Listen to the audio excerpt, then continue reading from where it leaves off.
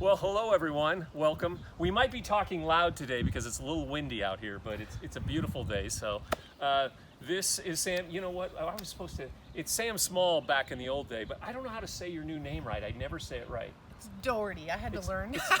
Yeah, because we want to say Dougherty, but it's just Dougherty. Dougherty. Dougherty. Oh, Dougherty. See, I add an extra R. I add another R in there. Dougherty. Dougherty. Dougherty. This is Sam Dougherty. I've known Sam. We've known each other for a really long 19 time. years. 19 when years. I was a small. Yeah, no. when you were Come a long Sam way. Small to Sam Dougherty. Say it fast, that way I don't add. Hey, we love the power of a story, and we all have a story. Every person has an amazing story of ups and downs, and discovering who God is, and finding out how God always is there for us and has a plan for our life. So for a few moments, I would love, Sam, to kind of talk about your journey a little bit and where you're at today. Sure. Thanks so much for having me. It's great to reconnect. It's crazy, as I was thinking about today, 19 years ago, you and I sat down in a very similar conversation when I was first sharing my testimony as a new believer, having come to Christ in my mid-20s. So I'm dating myself here. And it's kind of even more comical because I think this conversation was kind of precipitated by a story that I shared with you about an experience I had recently driving around in my car and kind of grappling with the Lord and kind of battling through some things. And my testimony is tied to that too, because 19 years ago I accepted Christ on the side of the road. Wow. After driving around just really, really struggling. So I was like, oh, I love that in this 19 years of growth and transformation, he has a sense of humor, and he's kind of revealed that to me in our experience and conversation today. Now you have a 13-year-old and a 10-year-old. I do. Is that why you were in the car the other day, escaping?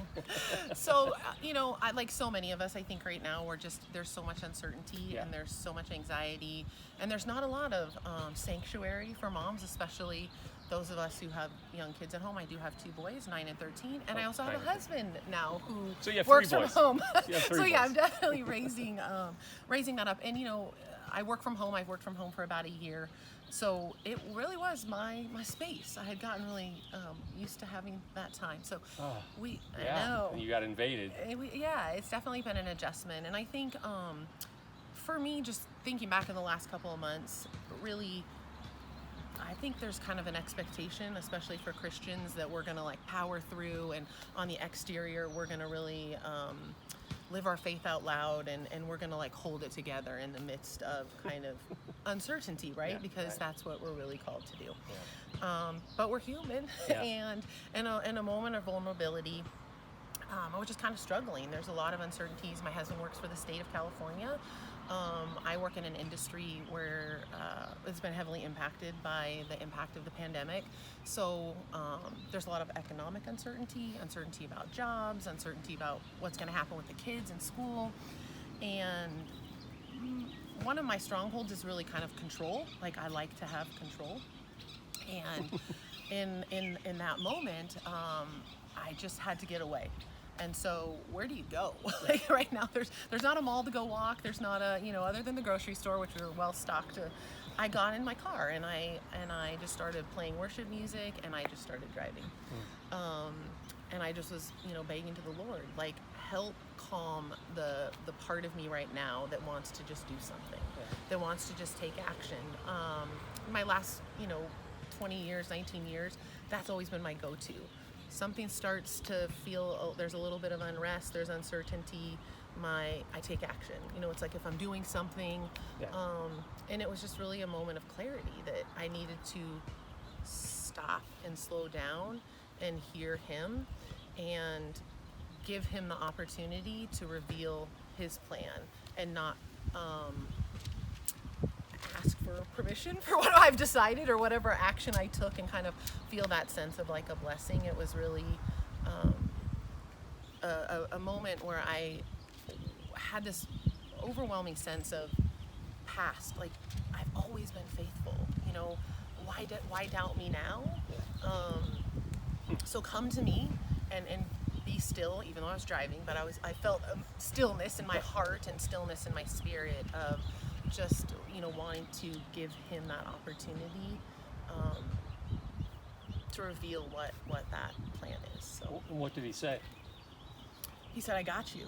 He said, don't take action. That's your thing. That's, you know, you're always trying to do that. You're always trying to solve things. Yeah. You're a fixer. But I've got this, and trust me in this moment, and be patient, because I'll reveal to you what that is. And it may not be the answer that I want. It may not be worry-free, but it's going to be what my intentions are and my plans are. Well, I bet you a lot of people, we all can relate to what you're talking about, because I think, especially in America, we feel like we have way more control than we even do, but that is our go-to. You know, we'll figure it out. And in this time, without being able to figure stuff out, I think we just need to hear that voice say, I got it. I'll take care of you. And then I love like the continued, you know, so it started a couple weeks ago in the car, and then, you know, the more you open yourself up and to him and his word, and there was just so many revelations over the last couple weeks that just continue to kind of fortify that. We have a great community. I'm so excited about Live 58 and the opportunity for those of us that have been Christians for a long time, to continue in our spiritual growth. And it started on Tuesday night with Growth Group, where I just felt it's important to be vulnerable. It's important to not just mask some of those fears and those worries. And he just kept leading me to scripture. And, you know, we've been working through Isaiah, of course, Isaiah 58, you know, just kind of start to finish. And I was just resting on a verse. It's Isaiah 41:10, and it says, don't be afraid, I'm with you. Do not be dismayed, for I am your God. I'm strengthening you. I will help you. I will uphold you with my victorious right hand. And so I just thought, you know, when it becomes so evident that he's here, when we're willing to just commit to that. So really, really cool. Wow. Well, that's about as relevant as it gets. We're all, the whole film crew is, all two of them, we're all getting misty-eyed. Stop it. That's really true. And now thank you. Thank you for your vulnerability. One other thing on this, you mentioned the other day, just, and I think serving, being out of our vulnerability.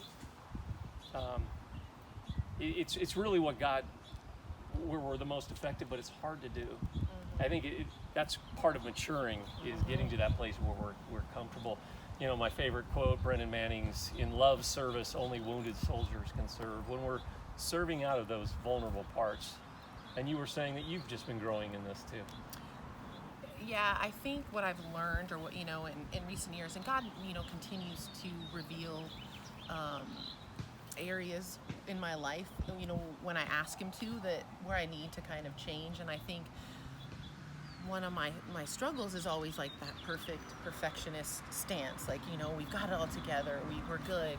But I realize that in our brokenness, there's less of us and more of him. And it's in those moments where we can all come together, whether that's in service, whether that's, you know, worshiping, you know, growing together in a growth group, where we really just hand over those parts of our lives. And I don't think there's anything more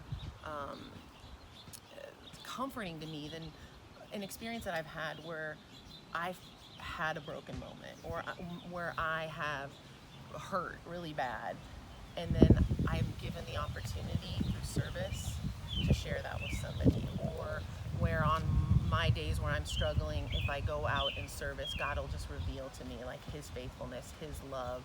And I'm just excited about being part of a church that embraces that piece of us, right? That brokenness, this coming together as a body, and you know, recognizing we don't have to have it all together, but through him, we're going to do really awesome. You know, the wind's coming in, so it looks like we're done. It was a pretty sounding bird, though. Sam, spot on. Thank you.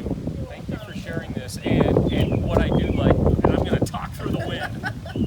And the birds. And the birds is, God is bringing together a lot of, we're all broken. It seems like he's bringing a lot of broken people together. Live 58. great that we can share that with others and offer that hope, and that's what you've done today. Thank you. Can I do a high five? High five. High five. Thanks, you guys, and we'll see you all soon.